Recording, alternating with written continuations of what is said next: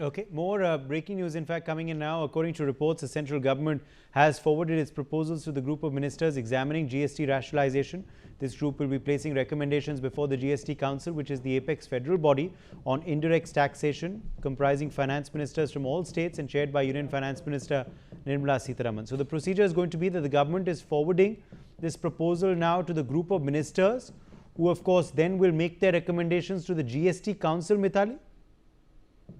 Yes, exactly. So what we'll be starting to see now is that a product by product discussion will start to take place. And Uday, if you remember, we've been tracking this topic for the last 3 years.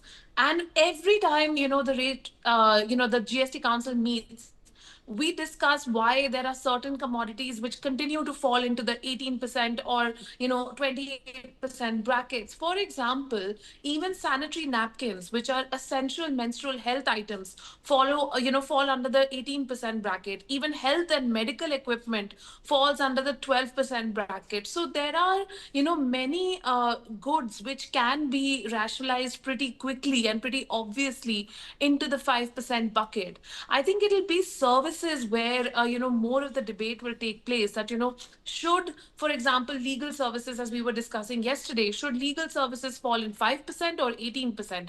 Should consultancy services, which are currently at 18%, remain at 18%, or should they go into 5%? So I think these are calls that at the end of the day the finance ministry is going to have to take.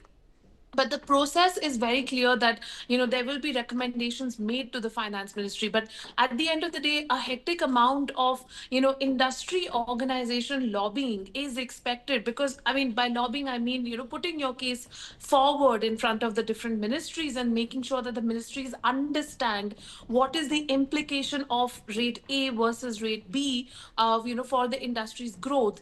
And I do believe that a number of industries like logistics, for example, could benefit from being in, say, the 5% rate, because logistics underpins the transport cost of nearly every other commodity. Yes.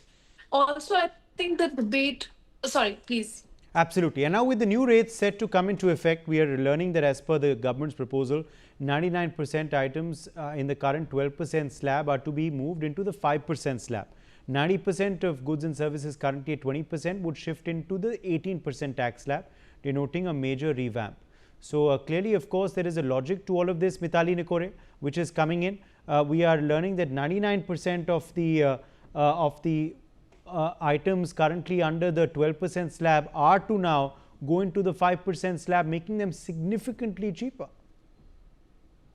Absolutely. And this is going to put bargaining power and buying power back into the hands of the people, because, there are very simple household goods which are currently in the 12% slab. There's also a number of B2B products, for example, cement, which are sitting in the 12% slab, which need to be moved into a 5% slab to overall reduce Hello. costs of production, manufacturing, real estate.